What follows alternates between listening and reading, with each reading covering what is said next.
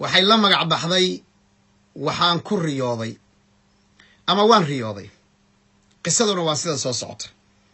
Cabdullaahi bin Cumar radiyallahu ta'ala anhu wa ardaah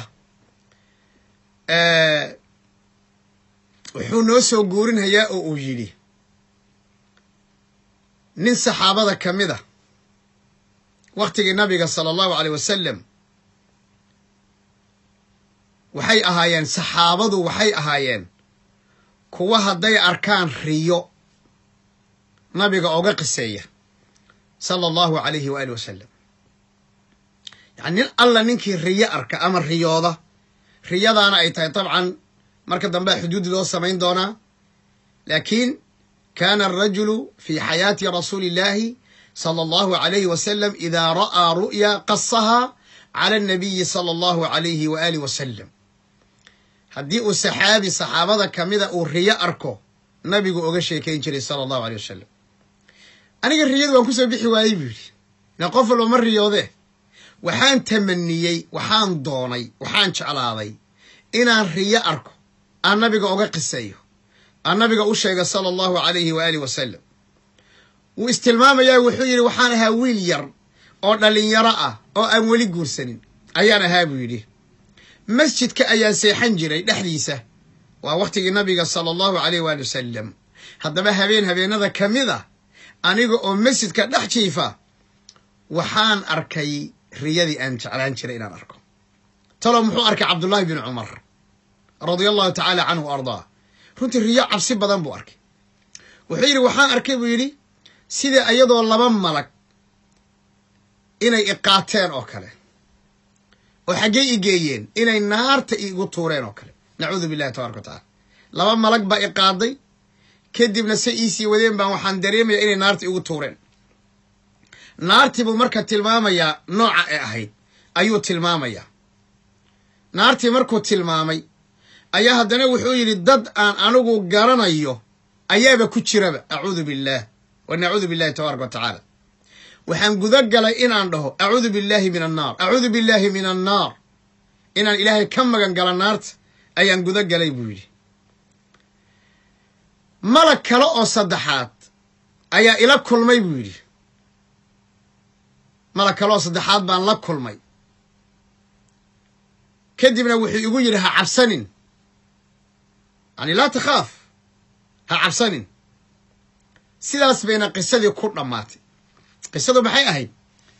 axad saxaabada ka mida markuu riyo arko nabigu u sheegi jiray sallallahu alayhi wasallam. anigana waxaan doonay oon tamaniye oon jeclaaday inaan riyo aan nabiga u sheega arko. waxaan ahaa nin dhalinyaro ah oo masaajidka dhex seexdo oon reer lahayn. haddaba habeenada kamida baan riyooday buu yidhi. laba malag baa i qaaday oo naarta i geeyeen buu yidhi. naartii buu tilmaamay iyo siday u ekayd iyo foolxumadeeda. malag kalaan arkay dad aan aqaanaana naarta ku arkay buu yidhi. malag kalaa ila kulmay ama aan la kulmay oo yidhi ha cabsanin. waagu markuu bariyey ayaan qisadii waxaan u sheegay buu yidhi walaashay Xafsa Cabdullaahi bin Cumar iyo Xafsa walaalo. xafsa oo walaashay ana waxay u sheegtay nabiga sallallahu alayhi wa alihi wasallam. waa meeshaan inagu u bixinay muxaadarada ama kelimada u bixinay waan riyooday ama waxaan ku riyooday ama waxaan arkay riyo. nabigu muxuu ku fasiray sallallahu alayhi wasallam wuxuu yiri ni'ma ar-rajulu Cabdullah. nin waxaa u fiican Cabdullah لو كان يصلي بالليل هدو صلاة الليل تكلها ولا ننكفي على ما أركان. ما حيكون براروجيسي الرياضاسي وحيكون براروجيسي هبينكو اسكسي حنجرة انتو صوكعو.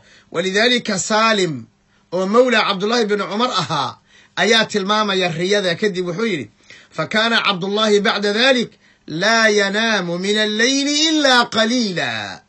يعني هبينكي يعني مسي حنجر إلا إن يرمويه وحيربو كسي حنجر عبد الله بن عمر.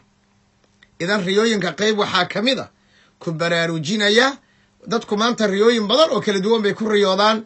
لكن عبد الله بن عمر تنبيه بالسيي جرس بالغو قراعي ولذلك وكل رقمي أو كل عمل فلي قيمها أي صلاة الليل كتهي أي لهي كانوا قليلا من الليل ما يهجعون وبالأسحار هم يستغفرون.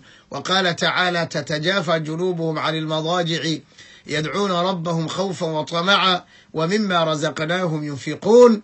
وانا عبادة أقيم بضن صلاة الليل صلاة الليل. ولذلك عبد الله بن عمر مركي الرياضة النبي أفسر كذب ولقي كما تجين أحبكم في الله إلهي درادي بان إذين تعالى انت أنو كل ما إنه حلقة اللحاد ترواتي شناده وحالي كجتك يا أستودعكم الله وأحبكم في الله والسلام عليكم ورحمة الله وبركاته.